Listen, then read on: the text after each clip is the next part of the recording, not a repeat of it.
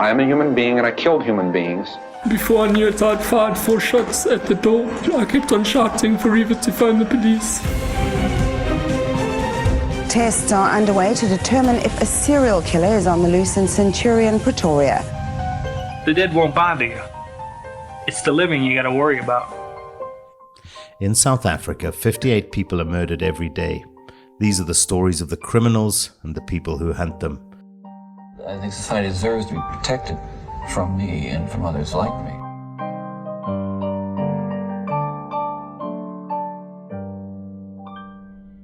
My name's Paul Llewellyn, and I'm curious about Africa's killers, criminals, and the cops who catch them. Joining me to discuss crime on the continent is Jared Labuschagne, the former cop and current head of LNS Threat Management, who led the investigative psychology section of the South African Police Service from 2001 until 2016. In his time there, he worked on over 300 serial murder and rape cases, and he is the profiler. So, after 2 weeks of catching up, discussing the state of crime in general and the state of the nation, and of course talking to Jared about his work on his novels, today we are back to doing what we do and discussing an interesting local crime that took place in KwaZulu-Natal, and which Jared has very first-hand experience of, having been involved in the case from relatively early on in the investigation.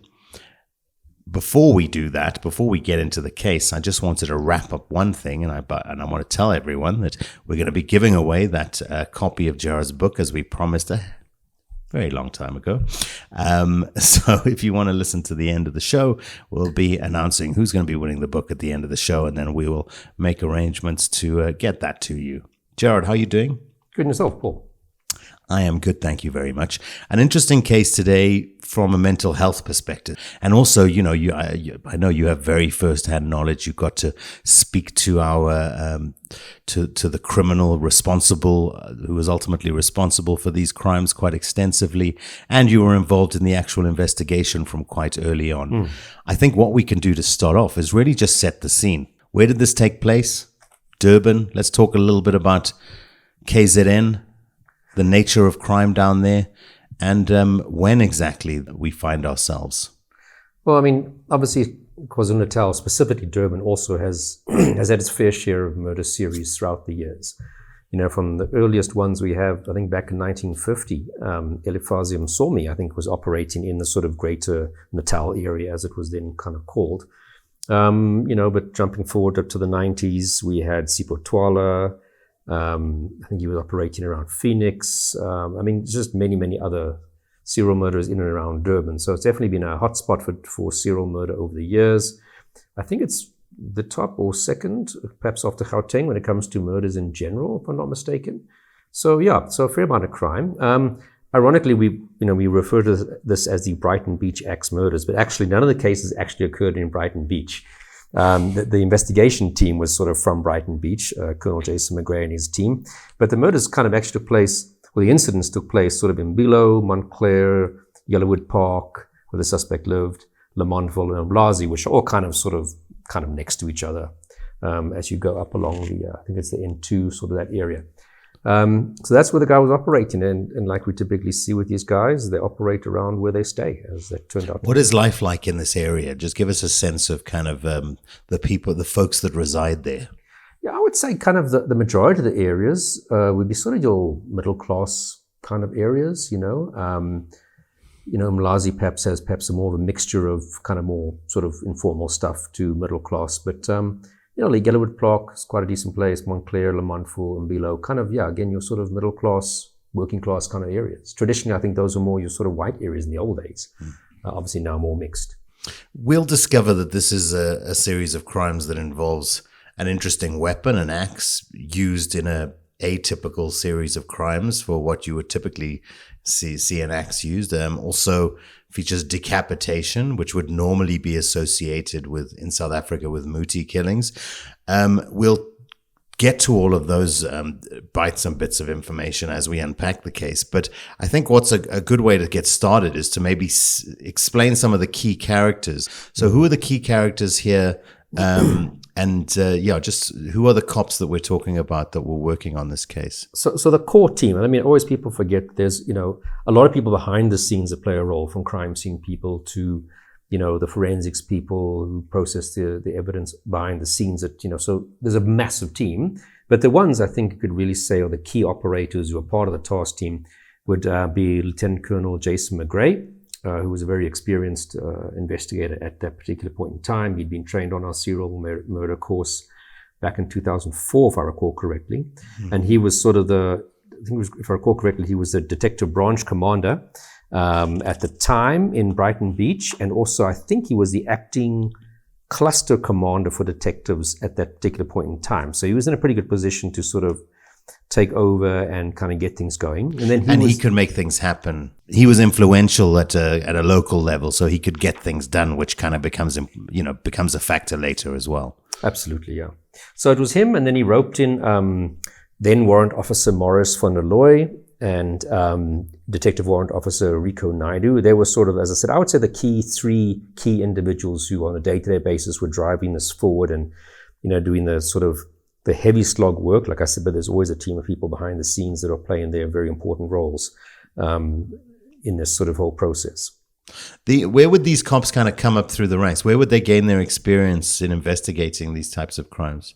Well, obviously, as I said, Jason had been a detective for countless years and had our training in 2004. Marius and Rico Naidu were sort of, I think, from those general areas and had been detectives, I think, most of their policing careers, and were quite experienced in that point. They weren't sort of new youngsters. Okay. So those are the folks who are kind of involved. Now, let's get into the crimes. So it is on the 20th of March, 2011, that the first crime takes place. Tell us about it. Yeah. So we kind of, look at this almost like from the order of how the investigation unfolded. So you'll see as we go on, some crimes were discovered a bit later, but were actually chronologically occurred in a different time order. So that's how investigations go. You don't always start, just unrealistic to think you're going to end up starting with the first murder that occurred. Yeah. So the first one that kind of dropped on the radar. That said, this whole case happened over a very contained period. Yeah, so basically 8 days in March 2011, we killed 4 people. And then the previous year, he'd done some other stuff, which unfolded a bit later on as the investigation kind of... okay, so Tembe Nkosi Sebekulu. Yeah, so 20th of March, he's attending a funeral for his brother in Mpangeni. He's from the Durban area, the area, and in Montclair. And his employer says, please can you come back to work the next day? So he kind of, after the funeral, heads back. And basically arrives late in the evening nearby and phones his girlfriend to say, hey, must I bring you anything? I'm at the garage. Do you need anything for the house? And she says, yes, please bring me some bread. And that's sort of the last contact she had with him. That's 9:15 that evening. That was so he's expected home imminently. Yeah. Obviously a little while later, she makes a phone call and someone else answers the phone, but that might be jumping a bit ahead. But essentially, kind of around that time, a guy, Gildred Donnelly, is driving home along, I think it's Kenyon Howden Road, and he kind of notices 2 people on the right-hand side of the road, and he kind of sees, okay, it looks like these people are fighting or arguing, then one person's lying down, and then he realizes as he gets closer, wow, the one guy's wielding an axe and is basically attacking or chopping the person lying on the ground. So he clearly realizes this is something, a crime taken away. And so he's quite shocked. He drives home and calls the cops, and then kind of a bit later goes back to the scene in his car and kind of keeps a bit of observation. And another witness around about that time also driving home, and he thinks someone's, chopping a snake or something along the side of the road because he sees him swinging, big object like an axe or a club. And as he gets sort of closer, he sees, my God, but this is a human being that's been attacked and chopped on the ground. So he also kind of stops 50 meters down the road and calls the cops. Then turns around and goes back. I'm kind of amazed that they kind of both go back. And how did they describe this person? They both described him as, they both got different kind of levels of a look at the individual. They said it was obviously described a black male, big guy, well built, etc., dark clothing that he's wearing. One says that he saw like a small silver gray car drive off. And he was able to identify that driver later on at an ID parade. The first guy couldn't quite sort of get a description of the person's face. The police arrive then and basically find a body lying on the sidewalk, his head hanging just by a few strands of tissue to the rest of the body. So clearly the person had literally almost 100% decapitated the individual lying on the side of the road. And about 11 meters away, the sort of squashed loaf of bread that his girlfriend had asked him to bring was lying there. The girlfriend then, by 10 o'clock, she's thinking, well, where's my, where is he? And he's 45 minutes late, and he should have been home within 5 minutes of that phone call at 9:15. And she phones, and of course, the cop answers the phone. And, sometimes cops, I really have to wonder how they think. They basically say, we're with him, and we'll bring him to you just now. And she realizes, no, shit, something's gone wrong. And she calls again 15 minutes later, and another cop answers. And the cop says, no, he's sleeping, and we'll bring him to you once, he wakes up. I'm thinking of all the dumb kind of things you can tell a person. Oh, my boyfriend's having a nap. Where? Why? When you can just tell them that while my boyfriend's napping next to you. Yeah, what would be the appropriate behavior there? I mean, it would simply be to say, listen, we've got your boyfriend's phone, and where are you? And we'll send an officer out to speak with you, or something. Or say, look, there's been an incident. Can we come to you? Can you come to us? Can we meet you at the station? Probably. Yeah. So anyway, she thinks now clearly there's something very wrong. Well, let's be honest. If you get a call if you phone your significant other's phone and a cop answers, not a good sign. It's not a good sign. Yeah, you've either been arrested or an accident or something worse. So she kind of says to her employer, she stayed on the property of her employer, says, look, can you please take me to the police station? And on the way to the police station, they actually drive by the murder scene. He's now covered up with a blanket or a space blanket so that she can't see who it is, but she knows that's her boyfriend. So she does travel on to the police station, and they say, yes, there's been sort of an incident, and it's back there at that turning circle, and she realizes, okay. And basically that's how she finds out, and then they're able to identify goes back and she sees that's his clothes, and essentially he's basically identified. How long, what would have happened then on the crime scene, reprocessing the crime scene? When you write about this case, you reference the fact that they're quite quick on the crime scene. Yeah. What would happen, and why I think maybe listeners might expect that, it's going to be taped off and they're going to be there a day or two, or for an extended period. No. So basically, I mean, if you look at the witnesses, they kind of, and we always have to sort of say the witnesses' times won't necessarily be exactly 100% accurate, but they kind of drive past the scene and make the phone calls around about 20 to 9. And by 9 o'clock, the cops are there, which I think is, or 10 o'clock, sorry. The cops are on the scene. Which I think is, okay. So normally, obviously, the uniformed cops in the van will come out. They will then activate the detective on standby, who will be dealing with unnatural deaths, because there's typically 1 or 2 cops at a station that will deal with anything from suicides to car accident deaths to murders or suspicious deaths. And then they would also activate the crime scene guy, which is typically 1 person who's on standby who comes out to the scene. Obviously it depends on the location. If the scene is blocking a busy road, you'd probably find the cops are more inclined to get it sorted out quicker. But also the crime scene guys are measured by how quickly they attend to all the scenes. How quickly did you respond to the call, and how quickly were you on scene, and how quickly could you finish up? Because also if you're the standby guy, you have a house break-in also, and a this, and a that, which is stacking up. So, it's not like we have this luxury where this guy can just spend the whole night doing this crime scene by himself, or even a team of people. So, and that's kind of, unfortunately, some of SAPS's structural ways they do things of measuring people, not how well you've done at a crime scene, but how quickly you get there, and how quickly you're done, and how quickly you get to the next one. And that, of course, is never great for when you need people to be really paying attention. So basically they were done in an hour. The Amazon warehouse way. Yeah. So, they were basically done in 1 hour of them arriving. The scene's handed over, the body's taken by the mortuary people, and that's kind of it. I think, in fairness, it's outside on the side of a road versus a murder of a similar nature inside a house, where you would definitely be fingerprinting all over. On the side of the road, you can't fingerprint the tar. Yeah. So, you have to look at each scene, but it's definitely fast. It's, I think overseas you would not have had a murder scene process that quickly. Look, I mean, we also have there's a lot of murders to deal with. It's as simple as that. And you just got to kind of resource it as per the demand.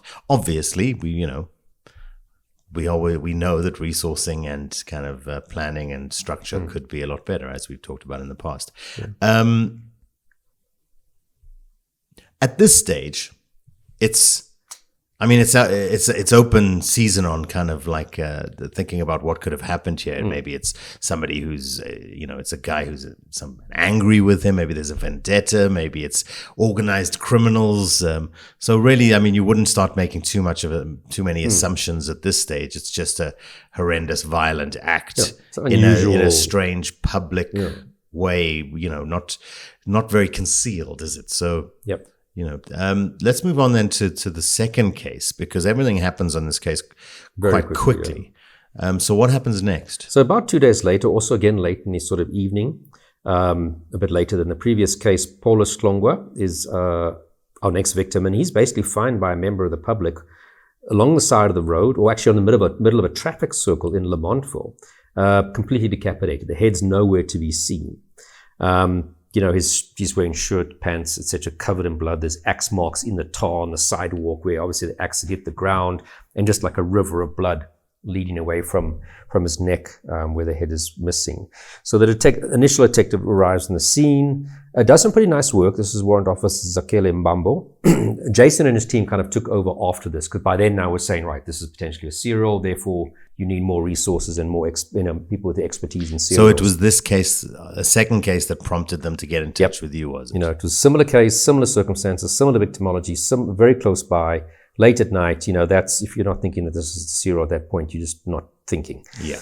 So basically that detective then does the basic inquiries in the houses nearby, which I applaud him for. He didn't think, it's late at night, I don't want to trouble people. He starts knocking. Again, you watch kind of your typical American kind of crime shows where the cops are wearing cameras and what have you. It seems that canvassing the neighborhood, people might think that canvassing the neighborhood is just a absolutely standard practice. And sadly, it's not. And also, you have to look at it in the UK. You can get quickly 40 uniformed cops to come and knock on every door in the next day or two.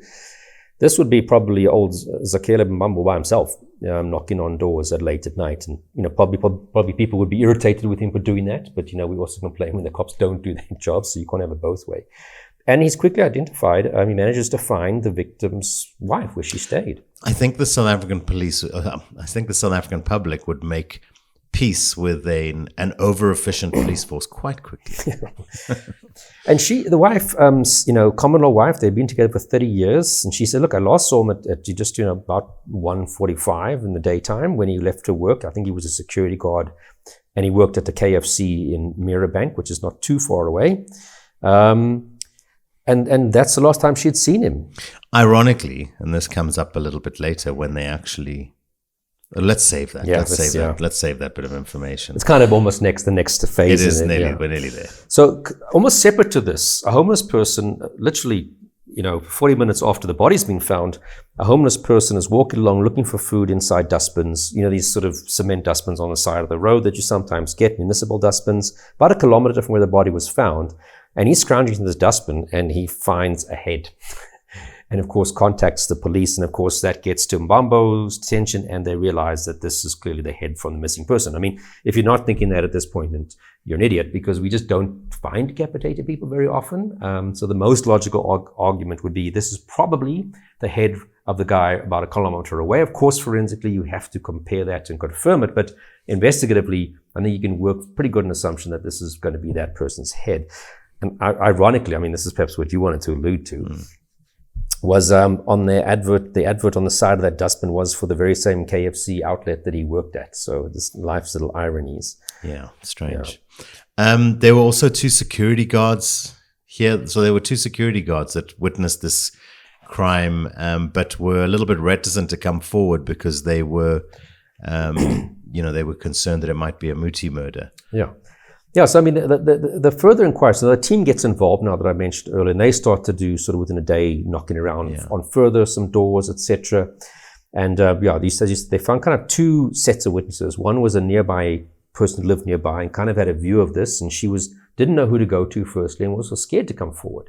And we don't often make it easy for people to come forward, and people don't necessarily have the confidence that they're going to come forward and be dealt with appropriately and responsibly and effectively. So, also, sometimes I think people just don't want to inject themselves into something for the for the potential hassles for that their they own bring into safety, their absolutely. life, let alone having to deal with the police Yeah. who may not be totally open to you. Yeah, so they did find 2 security guards who had a pretty good view of that area. And that's why they went to this particular location and knocked on the doors. And they said, yeah, we had seen something, but we were too scared to come forward because they thought, like you say, it was a muti murder, which is sort of, the sort of a ritualized kind of murder to some degree in South Africa that we get for body parts. And then they told the cops that they'd seen a guy, hitting a person, coming back, the silver vehicle. The vehicle turns around, gets out, the suspect gets out again and picks up something at the actual crime scene, puts it in a plastic bag. And that's similar to what the other witness also described. The guy picking up something, putting it in a plastic bag, an orange bag, and then coming back and silver vehicle again. So those 2 groups of witnesses, if you want to call it that, kind of describe something sort of quite similar. How did it come to the attention of the police that there'd been an attack earlier that evening? So about a day or so later, it sort of came to the attention when someone in the community came forward and said, but there was a similar attack that occurred on the 22nd of March, which is the same day as this guy who was completely decapitated, but the victim had survived. And they kind of traced that individual. And also, this would have probably been, let me just check the times, just before the actual decapitation murder, the successful decapitation murder, where he'd tried his first attempt and was unsuccessful. And the guy had been walking sort of along the road, and again, a silver gray Peugeot, as he described, with the Eastern Cape license plates, kind of slowly drove by him, and kind of driver looks at him, makes a U-turn, parks. The big guy gets out the car. All these people describe the suspect as being a really big, staunch guy. And some people actually said it looks like a big rugby player, wearing dark clothes. And this guy gets out the vehicle, approaches old Felix Mdluli, starts speaking to him in Zulu, and says to him, I knew we'd meet again, and you gave my daughter AIDS. And this guy is looking like, what on earth are you talking about? And the guy pulls out an axe from a plastic bag and swings at old Felix. He ducks because he's obviously quite nimble, and basically just the axe sort of strikes him on the side of his ribcage, and he gaps it. Yeah. And of course, once these other just do that, guys. Good advice. If that happens, you run. Okay, don't stand your ground. Don't be a tough guy. Just get the hell out of there. Yeah. And the guy runs after him, but Felix manages to escape, and he's not really particularly injured, and also described him as a big guy, etc. So once I think the 2 murders come into the media, both murders were in the public attention very quickly. The first one was weird. The second one in a close period of time was doubly weird. And so I think that then prompted this guy to come forward, and the police again got valuable information. And now you've really got enough to kind of put together, okay, there's a guy who is driving around in a silver car, looking for people. Big guy. If he's not getting lucky, he's finding somebody else. He's chopping their heads off with an axe. And this is, again, a very, very small geographical area, Lamontville, again. So it's no-brainer that you've got a guy who is trying to kill people intentionally. So you don't have to be a Jared Labuskaghni to figure this one out. If anybody who's this podcast would have been able to talking about your involvement then, so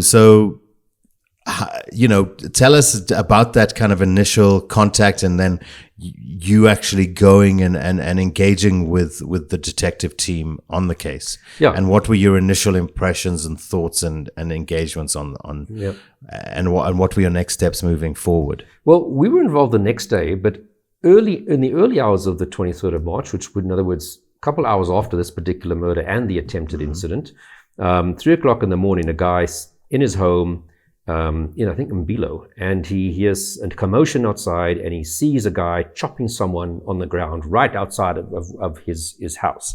And he sort of screams and says, "Hey, what you doing?" Turns the light on, and the guy kind of looks up. Big guy, again, tall, well-built, bald, about 30 to 40, flees. And he comes outside of his house, and he sees this dead guy. I happened to be actually in Durban at that time for a different investigation with a colleague of mine, Detective Warrant Officer Lutchman from Hawks in Durban. And I get a phone call from Jason McGray, the colonel, who says, "Hey, we've got a potential problem here, a big problem here." And I said, "Well, that's great. I'm actually in Durban, and I can come and see you the next early the next morning." Okay. And he said, "This is almost this fortuitous, God smiled upon the situation kind of scenario." And 24th of March, the day after this early morning murder, I went to go see him. He had 4 dockets for me to look at. We consulted, we visited the crime scenes. Always like to do that because you get a feel for how close and the type of area and how open, how exposed it is, and how risky the person is being in committing these crimes. And I mean, without a doubt, I confirmed what Jason was saying. Like, yep, you've got to treat this as a serial. Sure, if the information one day proves otherwise, that's fine. But you're an idiot if you don't work on this as a serial. And he was like, that was already his conclusion already. So we've got the 3 murders. We've got 1 near miss. Yeah. And you now involved and speaking with them and everyone kind of agreeing that this is a serial. Of course, the province wasn't convinced it was a serial case. How did that factor here, and why is that relevant? So I then contact our coordinator in Durban or in for KZN for serial kind of crimes or psychological motivated crimes, Colonel Boyson, and I say, we got a problem. There's, in my opinion, definitely a serial murderer who's very active, because we've had it. We're not talking about over 6 months. We're talking about a couple of days, and this needs to be dealt with as a serial. Is this a spree? Would you call this a spree? A spree, there's often debates about when is something a spree is a serial, and can a spree, is there a need for the classification of spree? So spree kind of tends to be, one event, like I always refer to that movie, perhaps showing my age, Natural Born Killers, where these people over a couple of days are just killing as they move from one area to another. Like it's almost like a killing journey. I would imagine our audience are familiar with Natural Born Killers, I would hope. Well, if you haven't, go watch it, because it was a really interesting movie back in the early 90s. Killer soundtrack. Yeah. Also from a pop culture point of view, a lot of references. It's like if you watch Pulp Fiction, you should Oliver probably have Stone watched movie, Natural isn't Born. it? Yeah, I think it was. You should be watching Natural Born Killers. It's that genre of type of movie. And what's the other one by Reservoir Dogs? That kind of, Yeah. Let's take a break, watch the movie. Get some popcorn, watch the movie, carry on with the podcast. So a spree in a way would be more like a guy I had in Dunsany Township in the Eastern Cape not long after I started the police, who woke up one morning, basically believed his girlfriend had cheated on him, started drinking, got a gun, went to her house, shot her dad when he came out. And then he just went to all the different places where his girlfriend had friends or family, and just like killed whoever, and then started killing whoever he walked across and came across in the township. And after a couple of hours, police cornered him, and I think he killed himself. So that's more of a spree. It's like a snap, and it kind of goes, and the police kind of typically end up either shooting you or you shooting yourself. So yes, it's a short time frame, but these are separate individual incidences. So I'm more likely to say this guy was a very fast-acting serial, and you want people then to obviously get very quickly onto this type of case. Absolutely. But the province said no. Their information is that this isn't a series, and nobody been decapitated. And I don't know where they got information, because Jason said, "Look, I've been in possession of these 4 dockets since they were opened." So nobody else at province could have looked at these and could really, with adequate information, come to a different opinion. So I drafted my letter, and I met with Boyson later that day, Anton, and he kind of looked at the doc and was like, okay, yeah, no, this is definitely. So, but luckily it didn't really change things, because, as I said, McGray did have the ability to put together a team and work on it, because it was his basically cluster area. And that was great. He was acting cluster coordinator for the detectives and head of Brighton Beach detectives. So it didn't in this case, but in another case, it could have delayed the start of a task team. And in this case, with the guy who's operating so quickly, he just would have had more deaths very quickly. But he did also have the support of the Brighton Beach Station Commissioner, Colonel Krobler, and the cluster head, Brigadier Mpete. So that, was definitely helpful. And it seems that word getting out did kind of, in the bigger picture, kind of help as well, because it helped other cases to kind of come to the fore, because people were aware that this was going on, and if it had happened to them and they were maybe reticent to come forward, something had happened to them, they were maybe reticent to come forward, they now came forward. But there was also negative aspects to the media coverage, because at this stage they were maybe disclosing a bit too much information. Am I right? And that's always the negative side. The media find people and blurt out their story in the newspaper before there's even a docket opened up. And, like I said, one day you arrest someone and then he confesses, and when he eventually goes to court and he's changed his mind, he said, yeah, but I don't know why I wanted the attention. That's why I confessed. And I only confessed to what I read in the newspapers. Yeah. And now if that stuff was all blurted out in the newspapers, remember, they just need to prove reasonable doubt.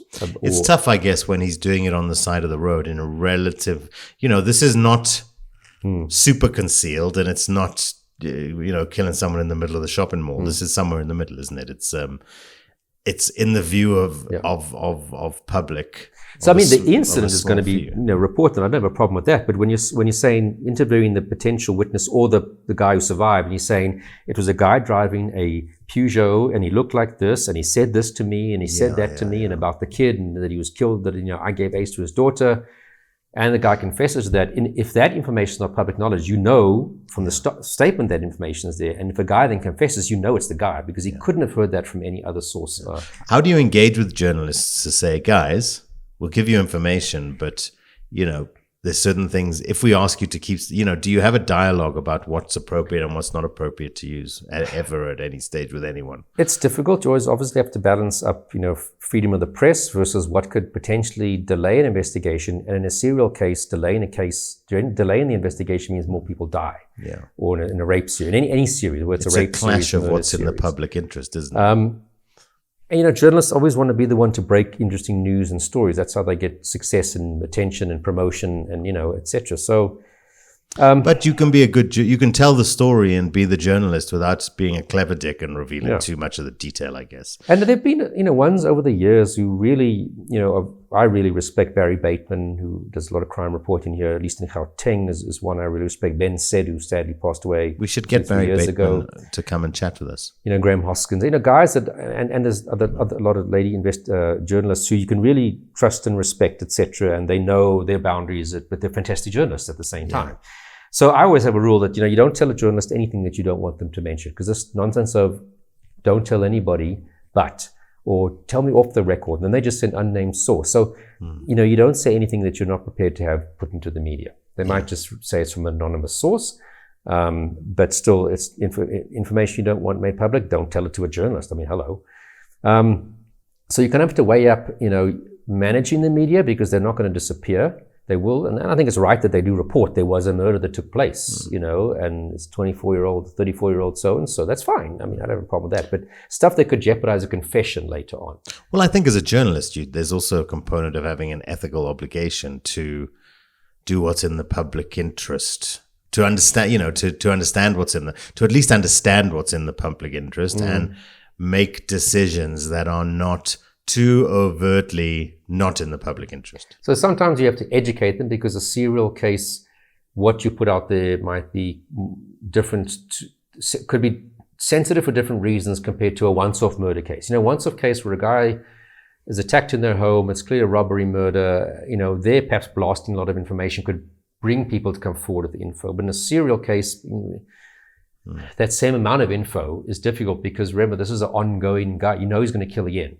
Whatever you blast out there, he's going to read and could cause him to change his modus operandi, making us not realize it's him, or cause him to relocate to a different area, and then we have to take 2 or 3 bodies before we realize he's active there. So that's the difference. I always say it's like if you're investigating a syndicate, you don't blast your whole investigation into the media, because the syndicate that's continuing to operate knows you're onto them and knows what you know, and destroy evidence, change modus operandi, etc. So that's the difference between a once-off murder and a series in terms of media-wise what you want to mention.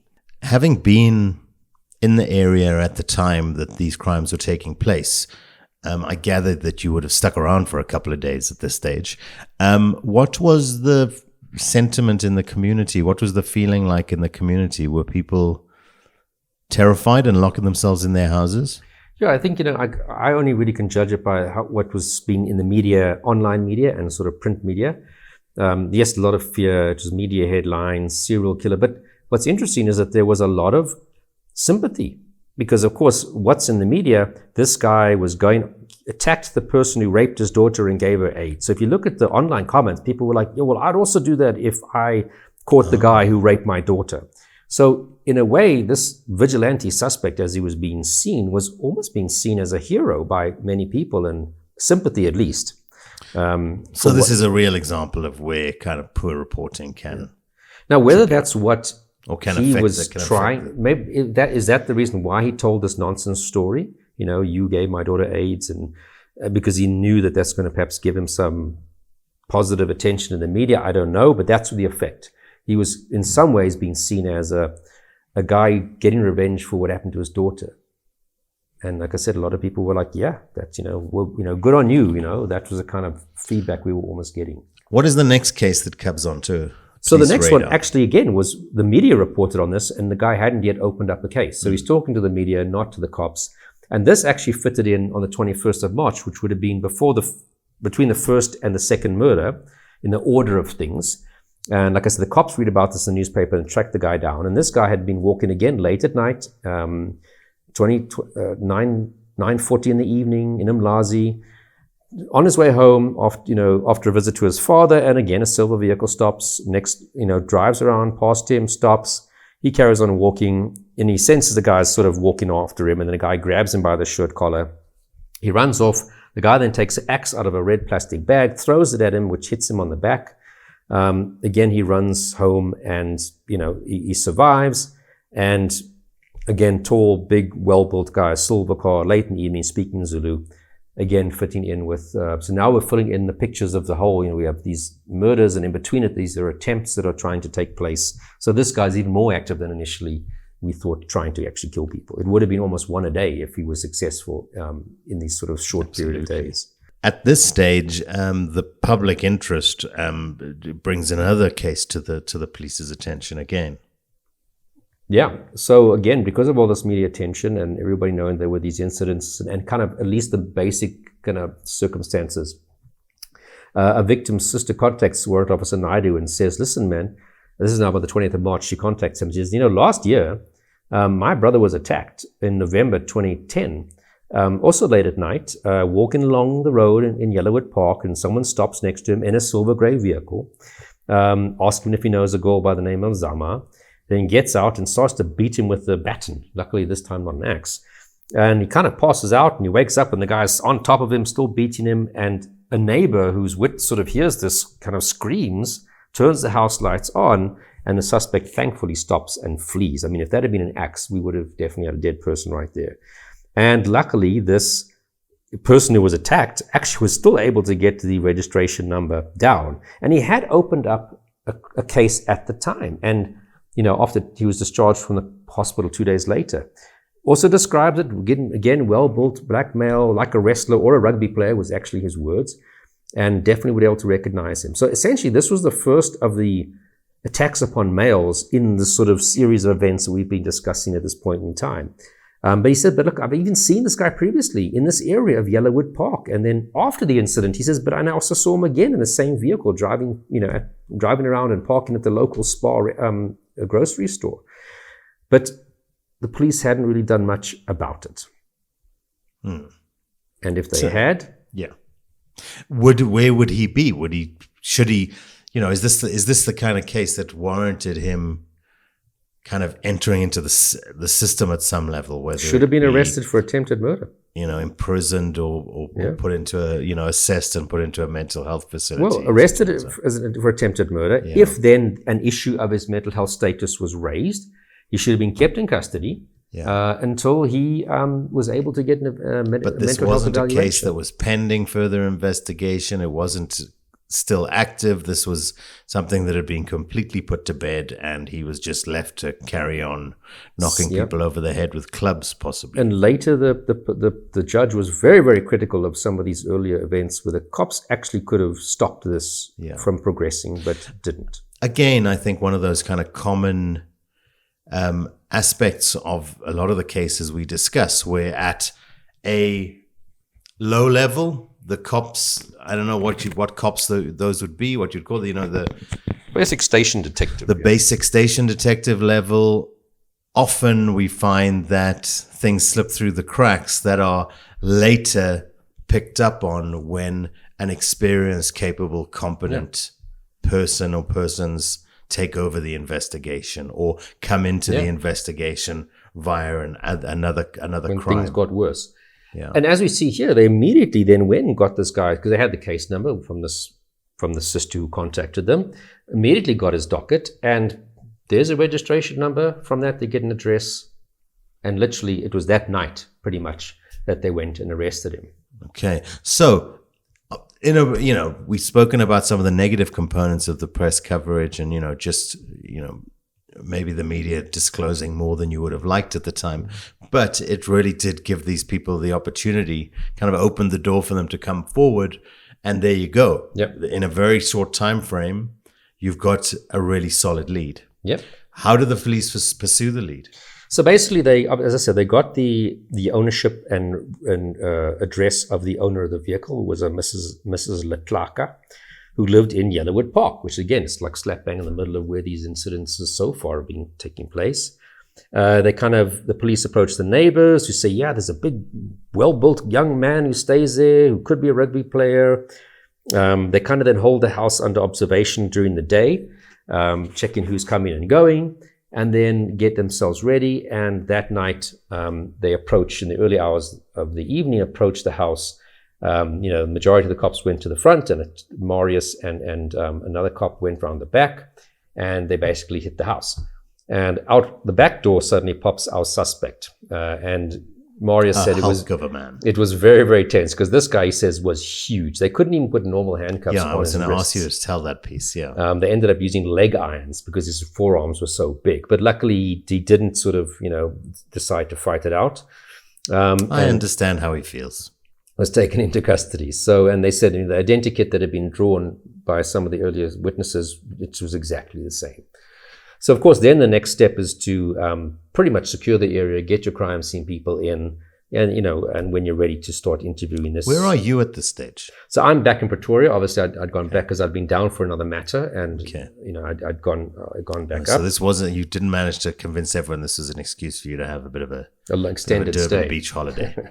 And I mean, it was in good hands. I mean, Jason and his team knew what to do. They understood serial investigations. He was competent. So, we're always a phone call away. Yeah, and how much of a dialogue would you have been having at this stage with them? How much of a, would they have been just on a day-to-day basis?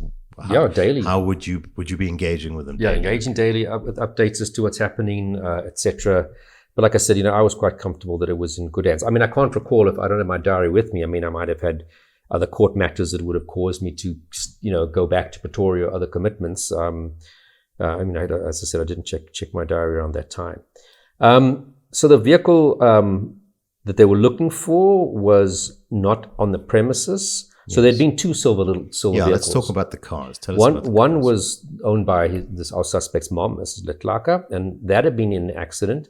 Then they'd got a rental car from the insurers that had also been in a bit of a ding that hadn't been returned on time. So a cop had actually come a few days before and recovered it on behalf of the insurance of Avis, I think it was. And because there had been some damage to it, it had been kept aside, fortunately, by Avis, so they could do their own little investigation as to the damage and from an insurance point of view. Which we don't have to tell everyone is good just potential for forensics to be preserved. Because actually they'd noticed blood when they came to recover it. And he said, I was that little minor accident I had, which led to this damage you see. The passenger got injured, bumped their nose, bled, etc. So he'd come up with a bullshit excuse for the damage and the blood that was present in the car. But while they're still on the scene, I mean, that's jumping a bit ahead, Marius smells a very, very foul, rotten meat smell coming from a dog kennel. Now, they hadn't had a dog there since the previous year. And looks inside, and he finds blood-stained clothing, an axe. Don't tell me. Some rotting meat, some cap, some Nike shoes, one with a missing toe cap, a black bag, blue jeans, white socks, a green and orange plastic bags, which is what some of the earlier victims had described them seeing the guy putting stuff into black and sort of green plastic bags. I mean, correct me if I'm wrong, but we've got... Do we have any heads that are unaccounted for at this stage? No unaccounted heads, and Okay, so we're not thinking there's a head dog kennel. We're not thinking there's a rotting head in the dog kennel here. Okay. So they seize all of that. And it wasn't. And the Nike shoes that had the missing toe cap actually wasn't a model that was quite widely sold in South Africa, firstly. Okay. And that missing toe cap was going to come quite important later on. So again, they kind of seal up his room. They want to make sure they get the proper crime scene people and experts out to process it. And a couple of days later, the National Crime Scene Management Unit came down from Pretoria. And those were really sort of, at the time, top-notch people who would get involved in very complex cases and who could spend days working on a scene. They've got the best tents and white outfits, suits. Smurf suits. Yeah. So Colonel Zitz Albert, who sadly has left the cops a year or two after this, just before I left actually, Does sort of blue star spraying to detect any sort of invisible blood that had been cleaned up, and he does get a reaction in a few places in the bathroom and in the suspect's bedroom. Now, where he stayed was like a little flatlet at the back of the house, although it was part of the greater house itself, the structure. And they get sort of these reactions coming out. And actually later DNA analysis actually identifies it as one unknown female DNA profile, didn't match any of our current or future suspects, victims. As you'll see now, we're going to raise another victim, and an unknown male DNA that didn't match any of our suspects, any of our victims. So those, we're not quite sure were there more victims that we don't know about, that didn't come forward, or for whatever reasons. Do you know any of the psychologists now go to speak with him, or is it the cops that are speaking with him? So we didn't want to interview him too soon. We wanted to make sure we kind of understood the extent of what we were going into. So it was a couple of days later that I went down to formally do, I think it was 3 or 4 days after the arrest, myself and Colonel DeLong went down to Durban to do a proper interview with McGray. And Give us an overview of his psychological issues. So, and once his you've psychological identified story. him, we kind of find out that, he'd done quite, he came from a normal family. His mom, I think, later became a lawyer. Dad had been at some point appointed at Foreign Affairs, was a South African diplomat. He himself had studied at a high school in Settlers in Limpopo, which is a very well-known agricultural school, then went to Chongawana University of Technology, played rugby for the SA Barbarians, was the first black player contracted to the Blue Bulls rugby union team. He represented South Africa in the under-21 rugby team. So, quite a nice career in terms of his rugby future if he continued at it. So somebody that folks would have been watching at home on SuperSport. Yeah. Simple as that. And he had a 5-year-old son. He did not have a daughter. And he hadn't seen the son for quite a long time. He wasn't involved in the son's life. Okay. So it does turn out that sort of in December of 2009, for the first time, he'd been diagnosed with mental health problems. So schizoaffective disorder, which is kind of a mixture of schizophrenia and having a mood disorder, in this case, bipolar. And I mean, he'd, in multiple problems since this was first identified, in and out of hospital, ran away when he's been transported from one hospital to another, fled down to Cape Town, was then admitted at Valkenburg Hospital for a month or so, then came back to Durban, was admitted again, and was basically being treated as an outpatient pretty much. But bottom line is he's got a very current, available mental health record. Absolutely. And he's got issues that could lead to antisocial behaviors like he has displayed. And what I want to ask you is, if he's paranoid, then, this story about the daughter being, is it possible that he's got certain, conspiracy theories running around in his head that are driving him to act? Is it, and he's kind of acting upon those delusions or illusions? Is that possibly what the daughter's story is, the HIV story? That's possible. And obviously that was something that was then later explored and became a whole chapter of his trial, or 2 chapters in his trial, about whether these actions are the result of his mental health problems or are the two separate from each other. It's almost like we could do a whole show on just the trial, really. Absolutely. But I think we can cover some of the key components just now. So, but one of the things, though, is still paranoid sort of delusions around his mother and his sister poisoning his food, for example. Nothing else sort of beyond that. And that was the consistent sort of theme that came out in his interaction with psychiatrists. So should he have been in the system somewhere, or was he okay to be out on the streets? I mean, well, the doctors at the time who were seeing him as an outpatient, obviously not knowing other stuff he's up to, felt that he was relatively stable. Your paranoid delusions don't easily go away, so you couldn't keep someone admitted for extended periods of time trying to treat that unless you felt he's going to go and harm someone right now. It also points to the fact that the police in that initial case with the beating where he'd survived in the first case. This really underlines the fact that the police made no attempt to find out anything about this guy. Because I'm sure that if he's got this kind of a track record of mental health, a little bit of scratching the surface and you're going to see that this guy you're dealing with has deeper issues and maybe we need to take him a bit more seriously. So I think what happened is that when they did trace back to this guy and they got to his mother, the mother said, well, he's got very severe mental health problems. He's recently admitted. And I think it's often the cops don't quite know what to do with that and decided, oh, well, we'll let the prosecutor decide what to do, but we're not going to go and, take this guy into custody because he's mentally ill. And that's quite not, it's not a very strange get out of jail free card, isn't it? It's not up to you as the detective to decide he's mentally ill, and B, the mental illness had something to do with his crime. He's with his mom, and his mom knows what's going on in his life, and he's got doctors. Arrest him and then let those arguments be presented to the prosecutor, who then can request that he be referred for observation. Yeah, but I guess this is when kind of the subjective nature of policing starts to play a role, where you're not just... Sometimes as a cop, you just need to be the robot and play by the rules and go by the book and not kind of make these judgment calls along the way. Absolutely. All right, so then additional cases begin to reveal themselves. Basically, there's two. So the first one that kind of pops up about 3 days after his arrest on about the 1st of April, a guy is walking his dog in the sort of Yellowwood Park area, which is again near to where one of these crimes occurred and where our suspect was staying. His dog kind of pulls him off the road into the sort of bushes, and he comes across a very decomposed body of an adult black male whose pants were sort of by his ankles. Head has been smashed to pieces. But at the scene, they find a toe cap of a shoe, which obviously Jason and his team go out and they remember, but hang on, there was a Nike pair of shoes at the scene that was missing a toe cap that looks suspiciously like this.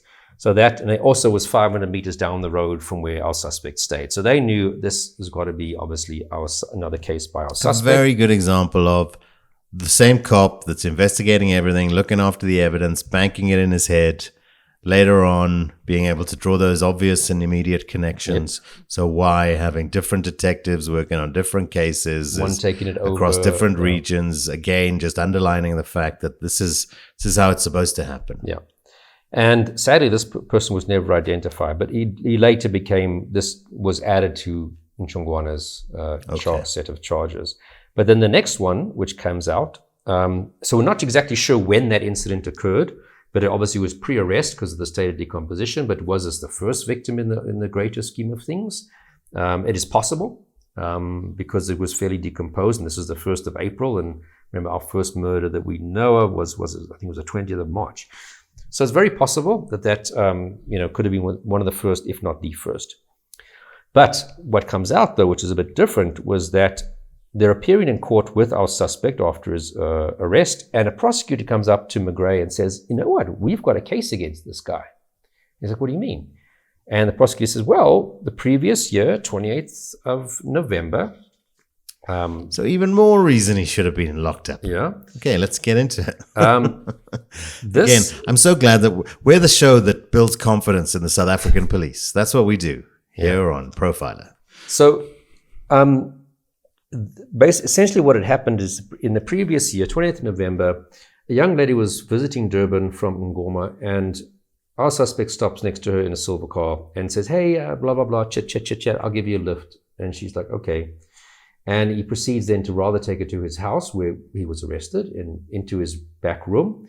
And he basically keeps her there for 3 days. And during that time period, rapes her repeatedly.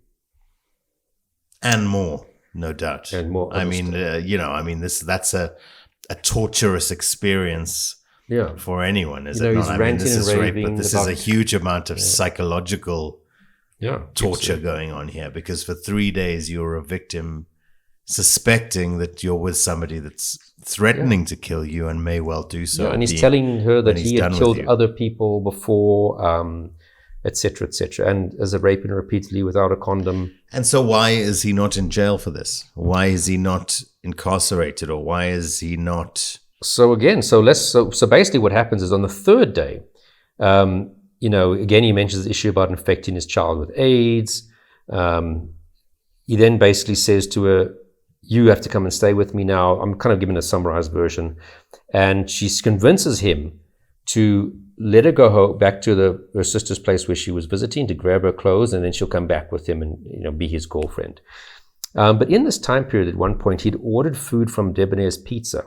And at one point, he'd left the room, locked her in, kept her locked in, went outside the room, and she found his ID book and the delivery slip from the pizza that he had ordered while they were there, and she kept these on her. So when she eventually convinced him to take her to go get her clothes, and she manages to basically flee and then go straight to the police, she hands over to the police ID book and address. Which just shows great presence of mind. Absolutely. In the midst of a horrifying ordeal. And she says to her friend who she bumps into as she's kind of going into a block of flats, she says, see that car behind me? Don't let the guy in, firstly. Tell the security not to let him in. But also, can you get down the registration number? So we've got registration number of the vehicle, ID book, and an address. It's like on a platter. But again, the cops went there, and the mother said he's got mental health problems. He's not here right now.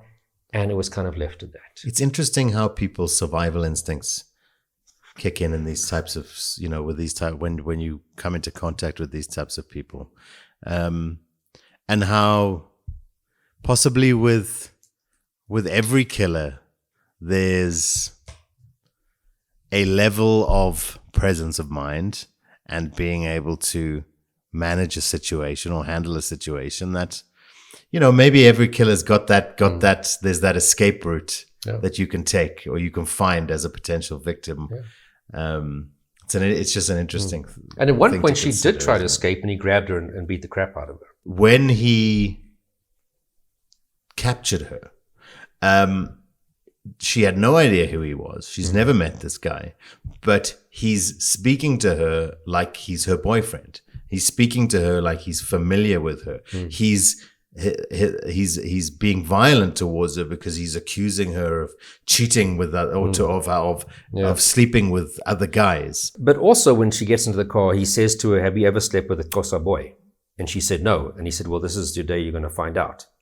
So it's just, which sort of contradicts him saying, "You're my girlfriend." Oh yeah, well yeah, this is the point. It's all jumbled, isn't it? It's like he's delusional. Is it his fantasies, delusions? What are they? Or was he just trying to mislead everybody? Yeah. Okay. Or was it calculated? Yeah. Because also when he went back to his psychiatrist in the order of things prior to his arrest now, but after that rape incident had happened and the police had gone to the mom's house and said, "Oh no, this is, a case has been opened." He said to the psychiatrist, "No, I don't remember that incident at all." And then he later says, "Actually, no, this was all a misunderstanding. It was his girlfriend." This is now his mom also saying this. No, his girlfriend just had a misunderstanding and he just locked her in the room because he was afraid of somebody coming to steal his stuff. But he also denied that it happened. We also have him with the car, giving a false excuse to the people who come and collect the rental car. "Oh, this was a car accident and that's the part that was the passenger's blood." So he's also having the presence of mind to cover these things up. He's hiding the stuff in the dog kennel. So you see also elements, and this is later what the court commented on, of a guy who knew what he was doing was wrong and was trying to cover it up. Yes. So that's, I think, really counted against him. Yeah, and that seems to become a critical component of whether or not you're competent. Was there a particular conflict around his competency for trial? It sounds like there would have been. Yeah, so definitely they explored that even before the trial started. They had a formal, sort of process where evidence was given to determine his ability to stand trial and whether he could be held criminally responsible for his actions during the actual incident. And that was kind of sorted out and the trial proceeded. But then again at the trial, the defense raised that again, saying, our client didn't do it. He has no recollection. But if the evidence shows he did do it, it's because he has a delusional disorder. Not even the disorder that his diagnosis had been made. A totally separate disorder. And again, during the trial was raised, and again we had to have witnesses challenging this issue. And this really probably delayed the trial, made the trial stretch out longer than a year longer. Yeah. Just because of fighting this whole issue out. Well, I want to say, here we've got key evidence that's pretty compelling. We've got him being identified in ID parades at various stages. We've got DNA. We've got linking him in the car to two of the deceased victims. We've got an axe. We've got the toe cap. We've got similar fact evidence between these cases, like that you speak of. But like you say, the trial stretches out for a whole year. Why? Tell us the story of the trial. So it was initially sent to start on 19th of November 2012. So in other words, like a year and a half after he's arrested. And as in the meantime, you've had the first sort of 1 week where we're arguing his mental status and could the trial proceed. We kind of get through a lot of the the civilian witnesses, if I can call it that, quite quickly.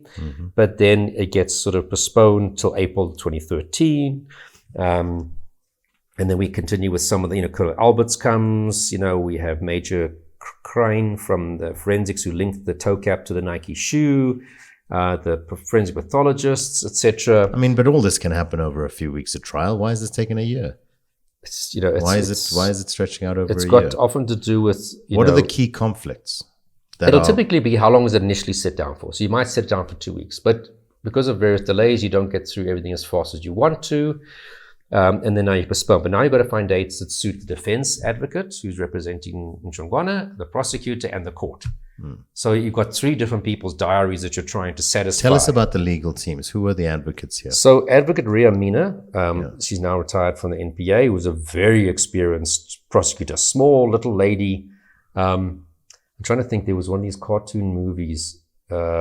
The Incredibles. Was it Incredibles? And you had the spy boss lady. Yes, who makes their outfits. Yes. Makes their superhero suits. Hello! Yes, that lady. Yeah, she kind of reminds me of her. And she smokes up a chimney, but incredibly competent and experienced. And she was representing basically the prosecutor, and then he had private defense advocate Njoli, who himself was kind of in the running to be an acting judge, and I don't think it ever happened because of some of his behavior in this particular case. Also, well, in kind of going through this case, I found him to be an interesting personality.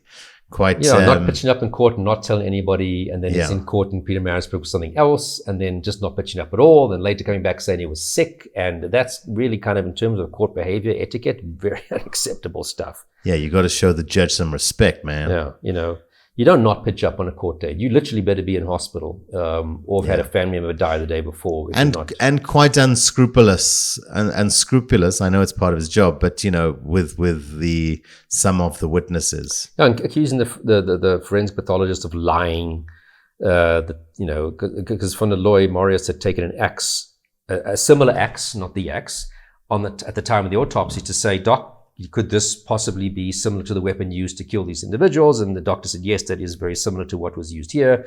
And then he kind of accuses the doctor of lying. No axe was ever there, you're lying. And then that also implies that McGray and von der Looy, who were present, were also lying. And then kind of really having a go at the rape victim, accusing of lying and making up stuff, etc., etc. And he made a thing about the car that he was picked up in. The police car, when he was arrested, there was some kind of a conflict related to. Yeah, because Marius had said it was he thought it was a Toyota Quantum that they put him in while they were busy sorting out the house, and then he said no, it wasn't. It was a different car, and trying to make him look like he was therefore like all of his someone evidence getting is false. confused about the car. Exactly, it's just going to then null and void all the DNA evidence and the. But when you're getting paid and you've got a hopeless case, you really got to try every little bit you can. You have to accentuate your opportunities, I guess, to make a case. I hear you. Then he's objecting that the prosecutor was always jumping up and protesting things, but she had very valid, protestations, as I could sort of. It just seems to me that obviously the process. You've got to go through the process, and the legal system's the legal system. But it just seems when you've got such compelling evidence that there should be a way that we can imagine to kind of get these things through the system a little bit quicker, Yeah. This person doesn't need a long drawn out trial. He needs to get to a facility that's appropriate for him as quickly as possible, and there's not too much. There shouldn't have to be a year's worth of debate about that, surely. And, so the trial proceeds, and eventually the state's case is done. In other words, the prosecution's called all the witnesses that they want to. And then the defense obviously gets to call, if they want to, any counter witnesses. And basically they call 2 people, Ntshongwana's sister, and then Professor Gangat, who is a very senior specialist psychiatrist in private practice. And I think he was linked to, one of the universities in Durban.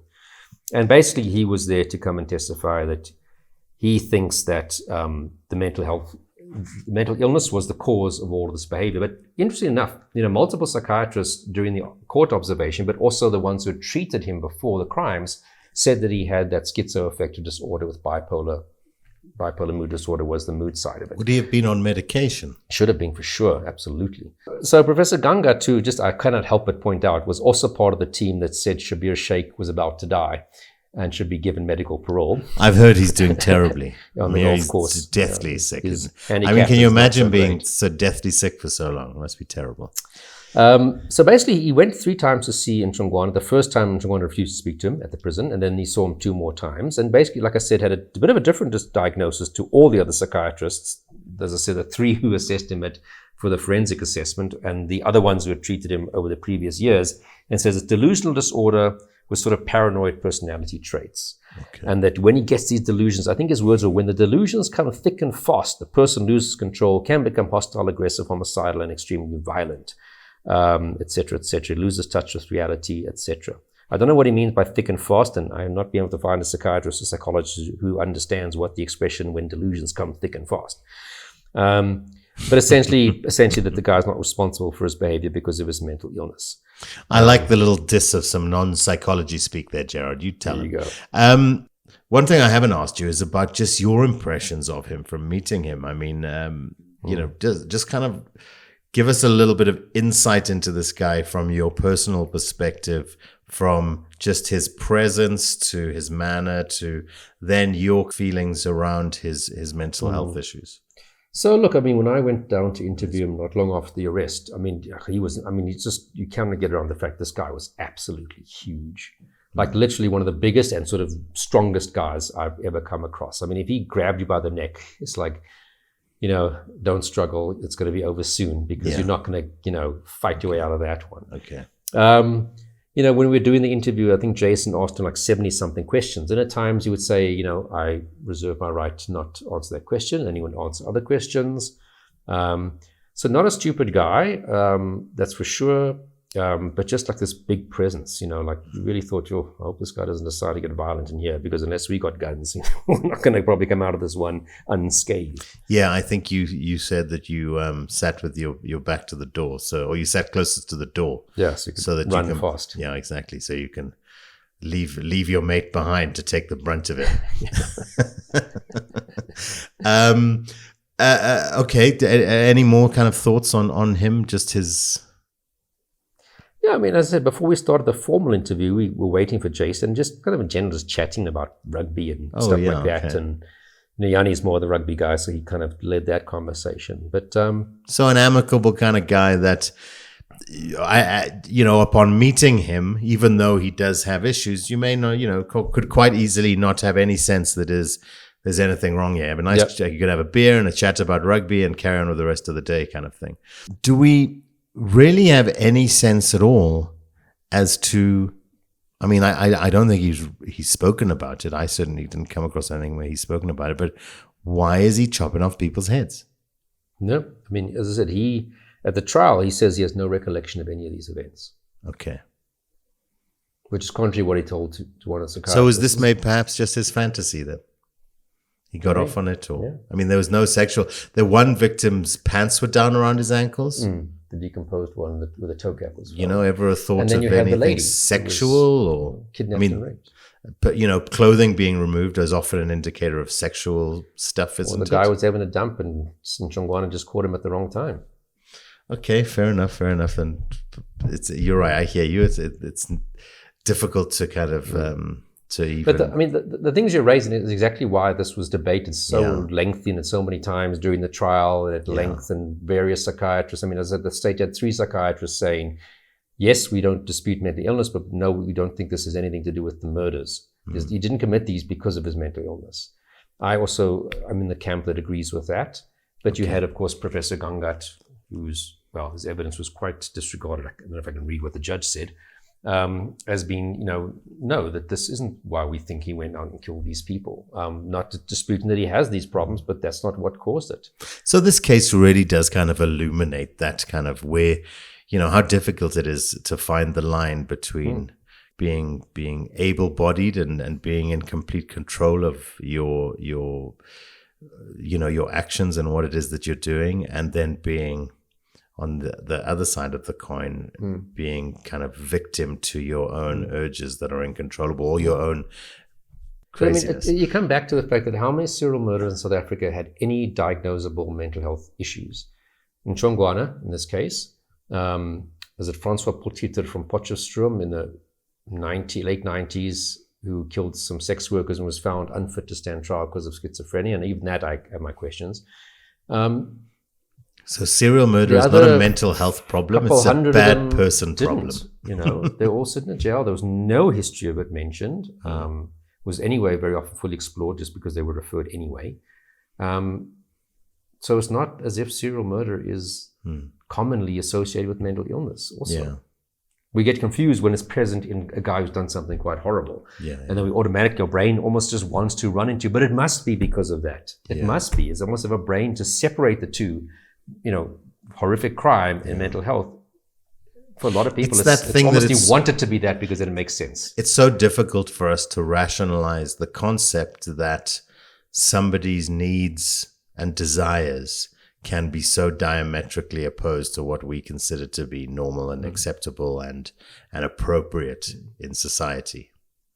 And then we want it to be easy by saying, oh, that's why. It's like imagining an infinite universe. It's kind of just one of those things that's hard to wrap your head around. The way I always think about it is like you said to me once early on when we just met, that trying to compare a serial killer is like trying to compare a person to a chair. You just have to look at them as quite fundamentally different a lot of the time from what we are.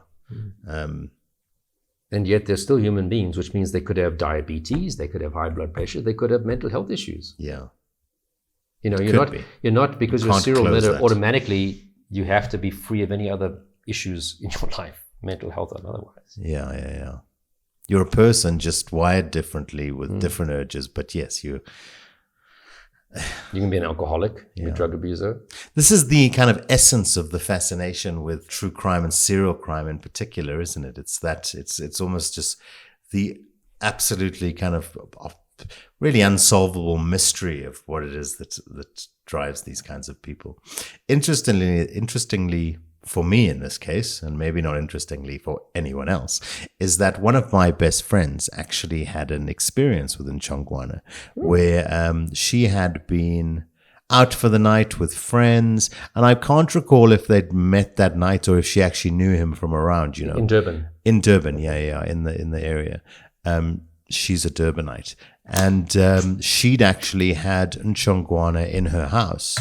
And then a friend of hers her friend was drunk, and Chongawana had offered to take her home. And my friend had kind of sussed the guy and had an issue with him the whole night. So she made it and she's quite an alpha personality. So she'd made it quite clear to him that, listen, if you're going to take my friend home, I know who you are. I know where you live. I've got your numbers. Okay. I've got her number. You're going to take her home. I'm going to be monitoring you, and I will be calling her to make sure she gets home safe. And the friend did get home safe, and seemingly they dodged a bullet. So, it's a small world. What are your final reflections on this case? What was his sentence, and what are your kind of lasting reflections on this case? Wrap it up for us. So basically, remember, the trial started November 2012. The judgment took place in September 2014. So almost a 2-year stretch. Because I think primarily because of the expert witnesses and around the mental health issue, they just dragged it out for even longer. Despite, most of the initial witnesses were done, and the state's case was done relatively quickly. So we come to judgment. It's given pretty much over a 3-day period because there's a lot the judge needs to cover.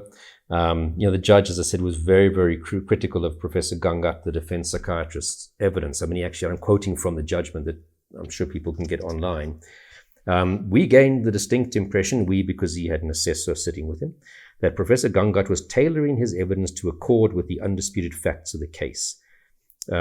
He could not explain how, if the accused was in a psychotic state and would have acted irrationally, he could then have been able to drive to various places, seek out victims, and for the foregoing reasons mentioned yesterday, we are of the view that Professor Gangat was not only an unimpressive witness, but that his evidence was unreliable and of very little, if any, cogent value. That's quite Gerard dissing the psychologist here, man. Psychiatrist. I love it. Psychiatrist. Very sort of, when a judge says you're unimpressive, that's one thing, but also when he says you're unreliable and, your evidence had little value. The word unreliable as a witness, if they call you an unreliable witness, it's kind of almost like the end of your career as an expert witness. Okay, and when they say you're tailoring your evidence, it means you're essentially not being ethical.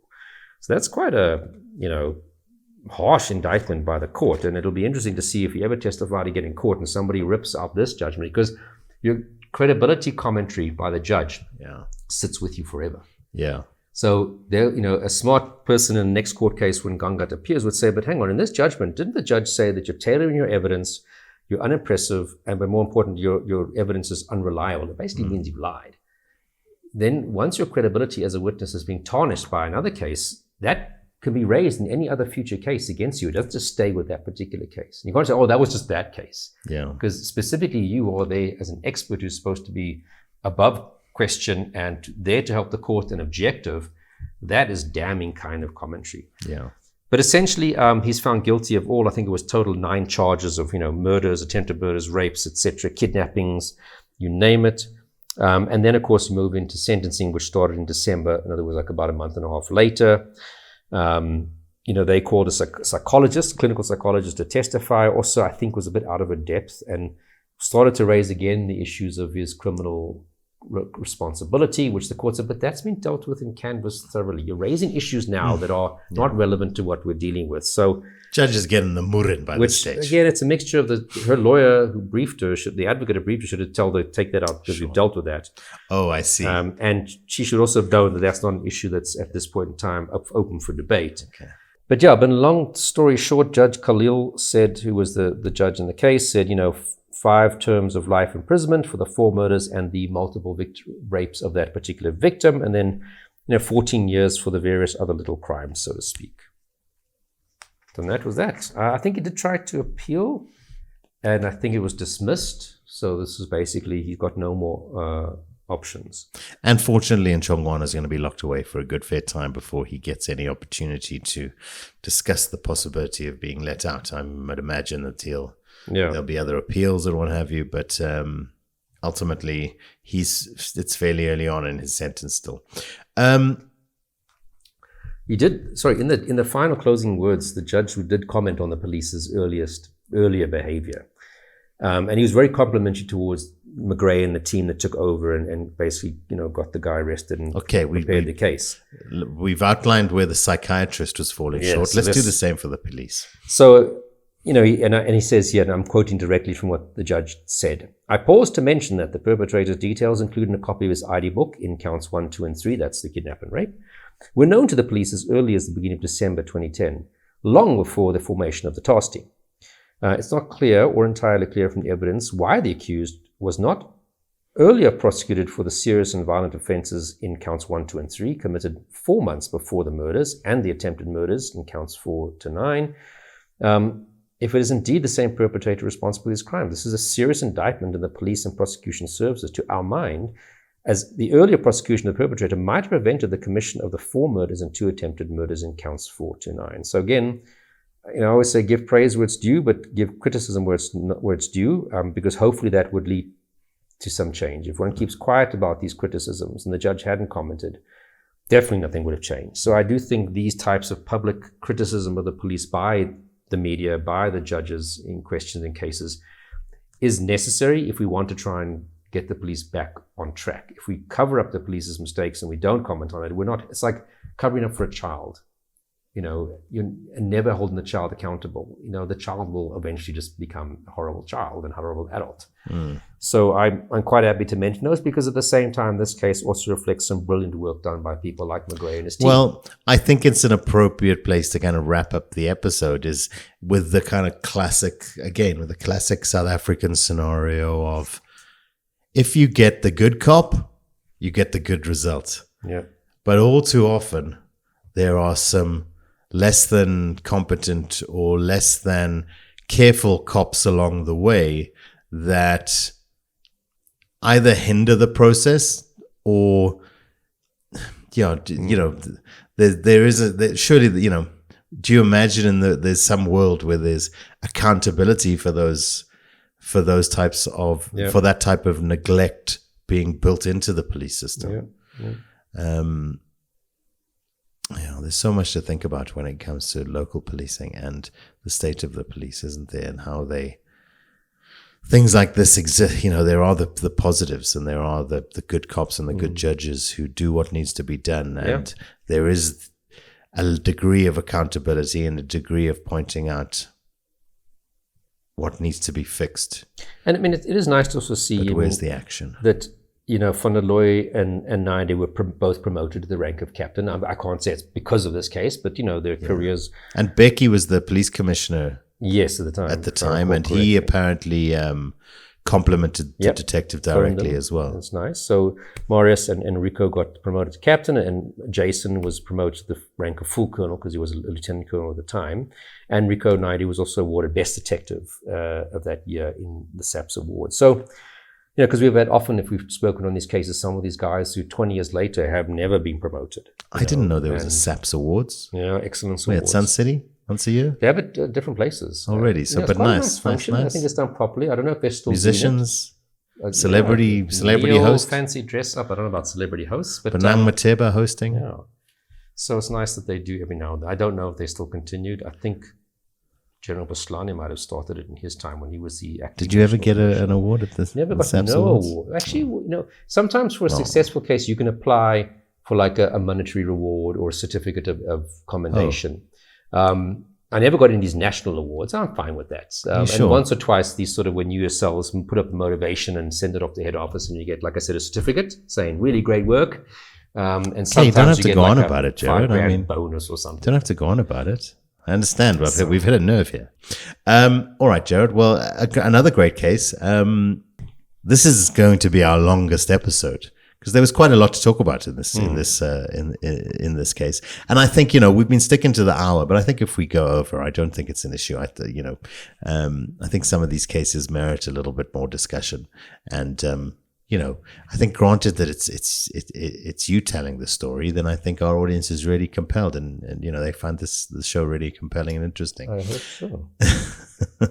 But definitely I would say, as I said, this was also a chapter in my first book, Profile the Diaries. So there's a lot more little nuances and details in the chapter. So it's definitely worth still buying the book to read the chapter. And talking about the book, the winner of the book is Rickety Rambo from Instagram. Rickety Rambo, congrats. You can send us your details. info@gotyourblack.com. info@gotyourblack.com. We'll also get in touch. So congratulations. There you go. So we finally given away the book. Well done. And I'll make a plan to get it to you. We'll reach out and get in touch with you, and we'll make a plan to get it to you. In fact, why don't we give away another book? Let's give away another book. We give away one book, then we give away another book. What do you say? Okay, so we're going to give away another book, and we'll tell you how we're going to do that next week, in next week's episode. Next week, we're discussing an interesting case. Just tell us what case we're going to be discussing next week, Gerard. Just a little teaser. So this was a case of a guy, started out, he was stalking, came to my attention after he stalked a psychiatrist that I had known. And from that investigation, which I ended up actually doing the investigation, which is quite unique for me, ended up with up to 44 victims that he'd been stalking. We have got the mother of all stalker cases to speak to you about next week, and one that came across Gerard's radar in a surprising and strange and unusual way. Okay, Gerard, well, thank you very much. We'll be back again next week with that episode. Like I say, just a great case to kind of talk about stalking and the nature of stalking and how technology can both enable the stalker, can be their best friend, and their worst enemy, it turns out. Thank you very much for listening. You can get in touch with us on social media if you have any questions, if you have any suggestions for cases that we can cover. You name it. Get in touch with us. We're on Facebook, we're on YouTube, and of course, the podcast is available on your favorite podcast platforms. So enjoy whatever it is that you're doing for the rest of your day, and thank you for listening. We'll be back again. Thank you, Gerard. Cheers, Paul. Cheers, listeners. And rest easy.